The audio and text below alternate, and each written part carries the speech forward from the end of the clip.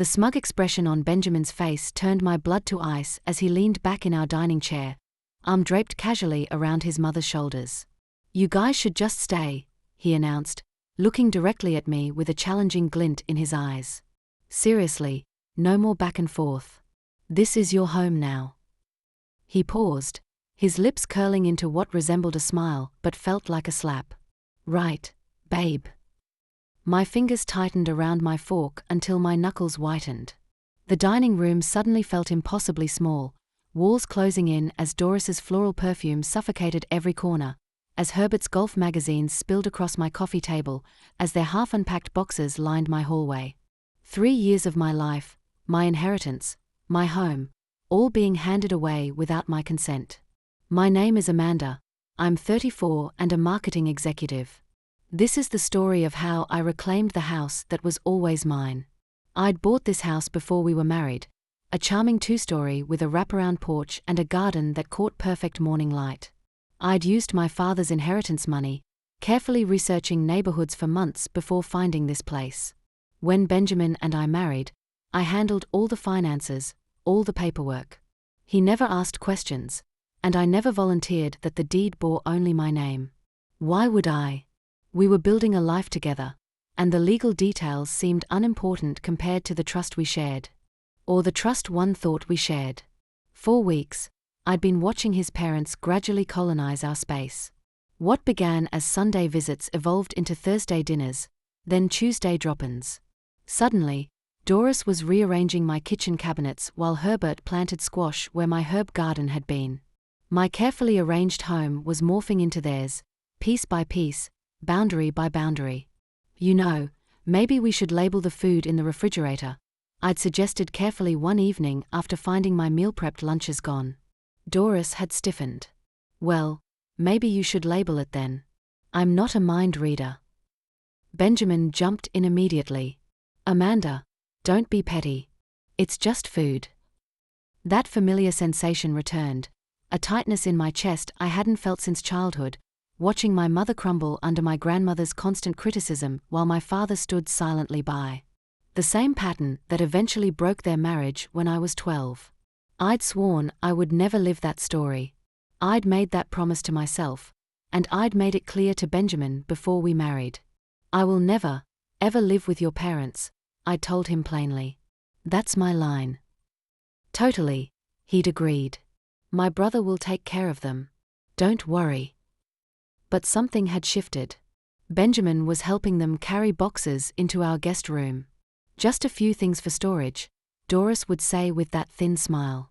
Then Herbert's recliner appeared in our living room. Their towels filled my linen closet. Their spices crowded my rack. The truth came from an unexpected source. Evelyn, my brother-in-law's wife, hesitated on the phone when I casually asked if Benjamin's parents had mentioned moving. "You don't know." The sympathy in her voice made my stomach clench. "Their condo building has foundation issues. Everyone's being evicted. Construction starts in 2 months." My grip on the phone tightened. "Grayson and I offered to help with a rental," she continued, "but Herbert said Benjamin already agreed to take them in." The betrayal stung, but what she said next burned deeper. When we found out how expensive the relocation would be, Grayson offered to put the condo in his name and pay the repair fees. Benjamin lost it, said the deed should stay with his father. Said it's his right as a son. She paused. "I shouldn't be telling you this, but he made it clear he wants to be the one to care for them so he gets what's left when they pass." "What's left?" I whispered. "There's nothing," Evelyn admitted. "The condo's underwater, and Herbert's still paying off debt from the renovation." I thanked her and hung up, something crystallizing inside me. The visits, the gradual takeover, it wasn't temporary. It was calculated. Benjamin had been planning to move his parents in permanently, without ever discussing it with me, while positioning himself for an inheritance that didn't exist. I could have confronted him that night. Instead, I smiled. I stopped fighting. I stopped moving Herbert's tools off my counter. I said no problem when Doris took over meal planning. And quietly, methodically, I began putting my own plan into motion. During lunch breaks, I met with Fiona, a realtor who specialized in discreet listings. I want it done before anyone notices, I told her, signing papers and scanning documents in coffee shops, never at home. The dinner where Benjamin announced his parents should just stay was merely the culmination of what had been happening for months. The final chess move in their game. But they didn't realize I was playing a different game entirely. Sure, I said calmly, setting my fork down. That works perfectly for me. Because tonight is my last night here. The room went still. 3 faces stared at me in varying degrees of shock. What? Benjamin barked. I stood, walked to the hallway, and returned with my packed suitcase. I placed it by the door and handed him an envelope. Divorce papers, I said evenly. You promised me we'd never live with your parents. You broke that promise the second you let them move in without asking. Doris shot up from her chair. You're going to throw away your marriage over a few boxes? This isn't about boxes, I replied. It's about trust. Benjamin's jaw clenched. You're insane. We are not actually getting divorced. Sign the papers, I said. I already have. He looked at his parents. Herbert's face had gone pale. Doris's eyes burned with indignation. You'll regret this, she hissed. Maybe, I replied. I'll be back on Saturday to collect the rest of my things. I reached for the door, then paused and looked back at all 3 of them. You might want to start packing, too. Doris frowned. Excuse me. You'll see, I said, and left. I spent the next 2 days organizing paperwork and boxing personal items that truly mattered. Photo albums, my grandfather's watch, letters from my mother. The rest didn't matter anymore. Let them keep the curtains and mugs and the couch they thought they owned. They hadn't just taken my space. They had tried to erase me from it. Saturday arrived with an overcast sky, a quiet, still grey that made everything feel heavy. I felt light. The moving truck pulled up on schedule as I approached the house in jeans and a clean button-down, hair tied back. No drama, just business. Benjamin opened the door before I knocked, arms crossed. You're really doing this? You're actually moving out? I glanced past him. Doris's doilies covered every surface. Herbert's recliner dominated the living room. Their clutter had soaked into every corner. You didn't pack, I observed. Why would I? Benjamin snapped. You're the one leaving. Doris appeared behind him, arms folded defensively. Herbert stood in the hallway, holding a mug I didn't recognize, wearing that half-smile that had always grated on my nerves. This is still our house, Benjamin said. You don't get to just show up and pretend you're in charge. You left. Behind me, I heard the crunch of tires on the driveway. Footsteps approached on the path. Benjamin frowned. Who's that? I stepped aside as a woman in a navy blazer carrying a clipboard walked up beside me. Hi, I'm Gabrielle from Lakeview Realty, she said brightly. Amanda, thanks for meeting me here. Ready for the walkthrough? I smiled and looked past her into the house. Let's get started. Gabrielle stepped through the doorway professionally, oblivious to the tension she was walking into. Walkthrough. Benjamin's voice cracked. What the hell is going on? We're just here to evaluate the property before the final handoff, Gabrielle explained cheerfully. No need to worry. It'll only take a few minutes. Handoff. Benjamin repeated. I stepped past him into the house. I sold it, I said simply. You what? Doris gasped. Benjamin's face contorted. You're bluffing. Gabrielle flipped through her folder. Sale finalized Wednesday. Buyer takes possession next week. We'll be scheduling the moving deadline for current residents shortly. Doris stepped back like she'd been slapped. You can't do this. This is our home. No, Doris, I said, turning to face her. It was never your home. It wasn't Benjamin's either. I bought this house before we got married.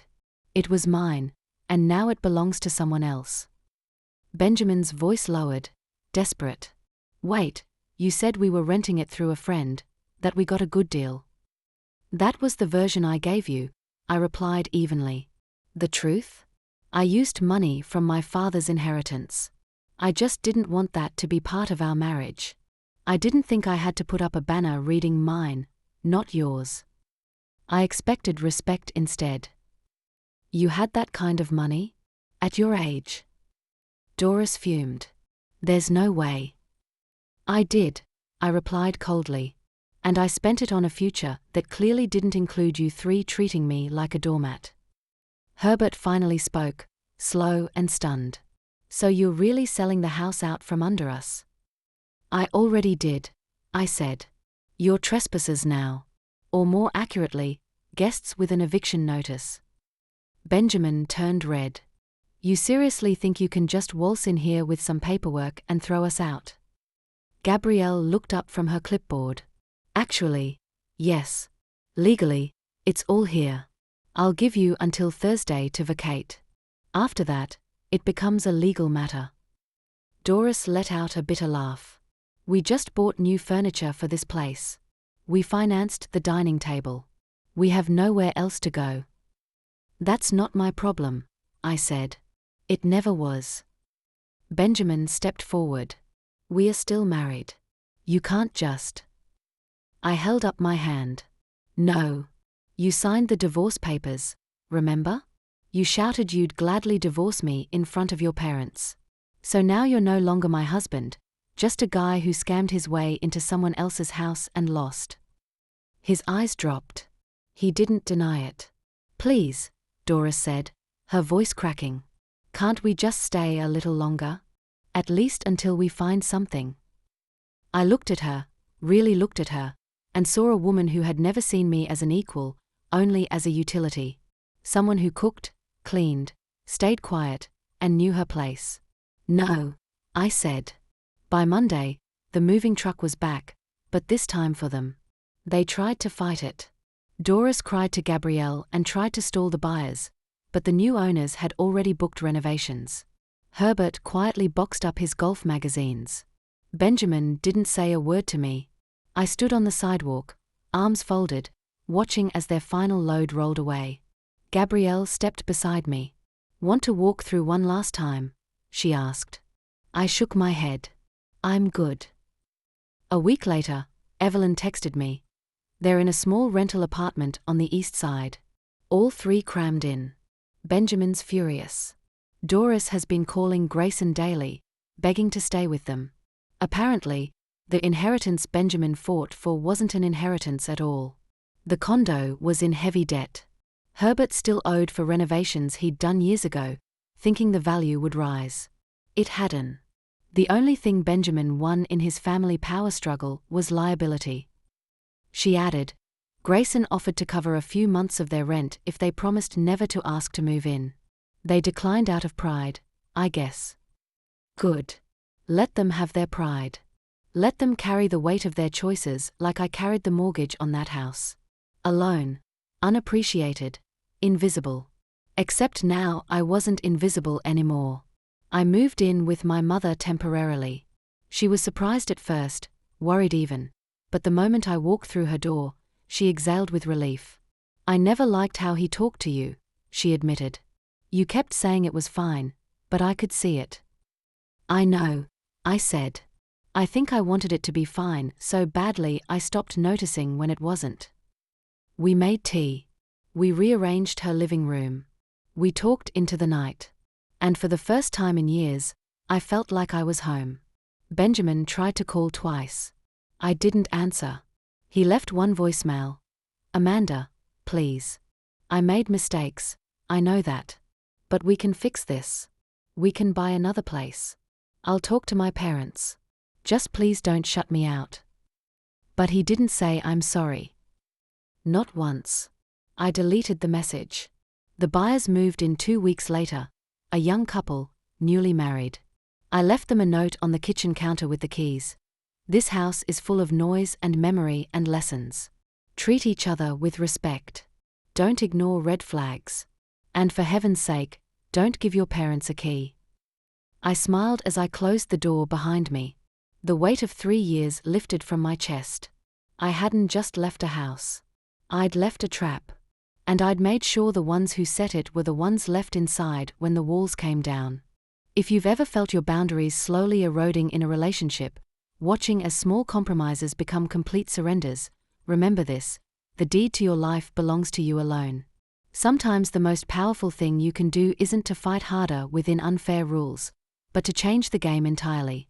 Because in the end, you don't need permission to reclaim what was always yours.